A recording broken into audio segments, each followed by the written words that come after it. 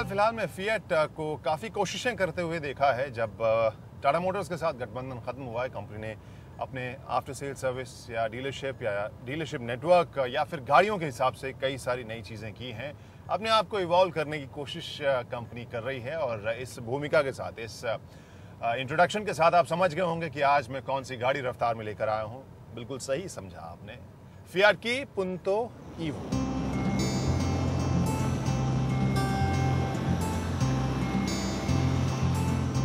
तो इस नई पुंतो ईवो के बारे में कुछ जानकारियां आपको दे दें। जैसे पेट्रोल में 2 इंजन विकल्पों के साथ ये गाड़ी आपके पास आ रही है और साथ में डीजल जो इंजन है उसके 2 ट्यूनिंग या उसकी 2 अलग अलग ताकतों के विकल्प के साथ आ रही है। तो कुल मिलाकर 4 अलग इंजन विकल्प हम मान सकते हैं इस पुंतो ईवो में, जैसा कि पहले भी देखने को मिलता था। हमने 90 हॉर्स पावर वाला कई सारे एड्स देखे थे जब कंपनी ने इससे ज़्यादा परफॉर्मेंस वाली हैचबैक बनाकर उतारा था। जिस वर्जन को आज हम चला रहे हैं ये भी 90 हॉर्स पावर वाला है, जो लगभग 89 bhp के आसपास दरअसल होता है, लेकिन इसे मार्केट किया जाता है 90 हॉर्स पावर के साथ।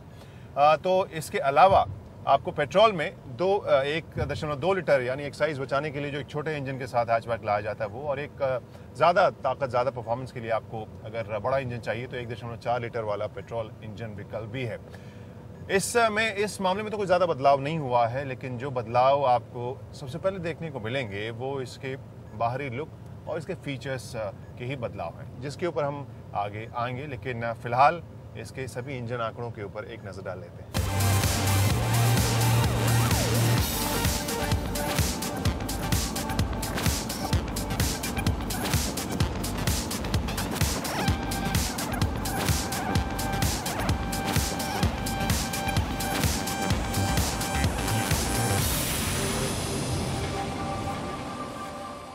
जैसा हमने बताया, 90 हॉर्स पावर जो मल्टीजेट इंजन है, जो 1.3 लीटर वाला का चिर परिचित फिएट का मल्टीजेट इंजन है, उसका 90 हॉर्स पावर एडिशन आज हम चला रहे हैं। और जो ड्राइव की फील है और जो चुस्ती है उसके बारे में मैं ये नहीं कह सकता कि आपको जिस तरीके से पेश किया जाता है उतनी चुस्ती या उतना रोमांचक आपको ये लगेगा, लेकिन ये ज़रूर कह सकता हूँ कि हाँ, तेज़ है, तेज़ तरार आपको लगेगी, आपको कहीं लैग करती नहीं दिखाई देगी। और जो टॉर्क है इसका वो आपको हमेशा मददगार साबित होगा। गड्ढे या जो भी उबड़-खाबड़ जगह आ रही हैं वो झटका मेरे तक नहीं आ रहा है, तो काफ़ी इम्प्रेसिव इसका सस्पेंशन आपको लगेगा।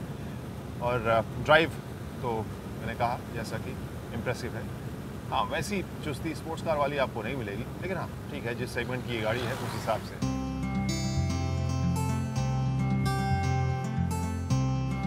पुंतो ईवो के ड्राइव के बारे में भी अब बात कर लेते हैं। हैंडलिंग अच्छी है, इसकी पकड़ अच्छी है सड़क के ऊपर। स्टीयरिंग जो आपको फीडबैक देता है वो भी ठीक ठाक है। प्रिसाइज स्टीयरिंग भी है। और इसके अलावा इसका सस्पेंशन आपको हिंदुस्तानी सड़कों के हिसाब से काफ़ी इंटरेस्टिंग लगेगा, क्योंकि न सिर्फ ये आम यूरोपियन गाड़ियों की तरह थोड़ी सी स्टिफ इसका सस्पेंशन आपको लगेगा, बल्कि हिंदुस्तानी जो सड़कें हैं उस हिसाब से उबड़-खाबड़ और गड्ढों के बीच में भी ये बड़े आराम से जाती है। और जो झटका है इसका सस्पेंशन आराम से झेल लेता है, वो आप तक नहीं पहुंचता, जैसा कि अभी जो आमतौर पर जो छोटे मोटे गड्ढे होते हैं सड़कों पर, उसके ऊपर मैंने इसे चलाकर देखा है। तो उस हिसाब से ड्राइव और हैंडलिंग में इम्प्रेसिव है ये पुंतो ईवो भी।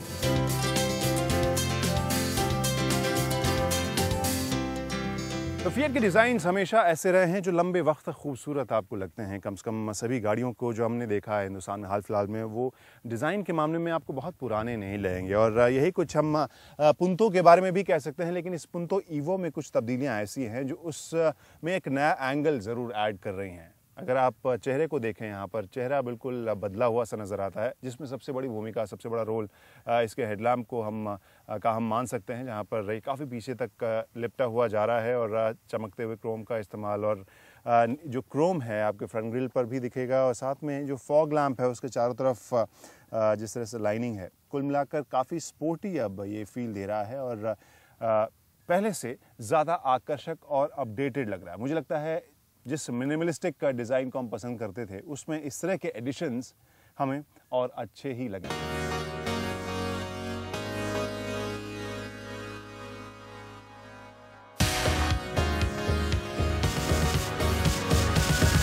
तो किनारे से जब आप देखें पुंतो को, तो पुरानी पुंतो से नई पुंतो में आपको बहुत फ़र्क महसूस नहीं होगा। लेकिन हाँ, जैसा हमने आगे देखा है उसी तरह नई कुछ बनावट, आपको नया डिज़ाइन आपको पिछले हिस्से में भी लगेगा। अगर हम टेल लैम्प की बात करें, क्लियर जिस तरह से वो आ रहा है, साथ में क्रोम, जैसा हमने कहा अभी हमने काफ़ी हिस्से मिट्टी में भी दौड़ाया था, तो इस वजह से थोड़ी मिट्टी आपको दिख रही है, लेकिन क्रोम चमचमाता हुआ इसे दूर से ही एक नया इमेज ज़रूर दे रहा है। और जो आप इस पुंतो के साथ ईवो को देख रहे हैं, एक नई पहचान, नया तेवर हम कह सकते हैं इस पुंतो ईवो का है।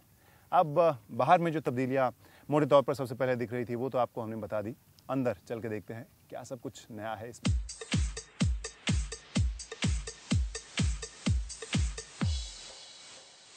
तो अब बैठ गया हूँ मैं अगले सीट पर और सबसे पहले इसके डैश के डिज़ाइन के ऊपर आपकी नज़र मैं ज़रूर डलवाना चाहूँगा, जो मुझे काफ़ी आकर्षक डिज़ाइन लग रहा है। दो अलग अलग पैटर्न हैं, डार्क ग्रे कह सकते हैं या काला कह सकते हैं, उसके हिसाब से इस और दोनों को मिलाया गया है इस नए डैश के डिज़ाइन में। और जो सामने आपकी फील है, जो सेंटर कंसोल है, उसमें कुल मिलाकर जो फिनिश है बहुत ही आपको आकर्षक कंटेम्प्रेरी लगेगा। यहाँ पर म्यूज़िक का कंट्रोल है, बाकी सारे मेन्यू का कंट्रोल है, मीडिया का कंट्रोल जिसे कह सकते हैं।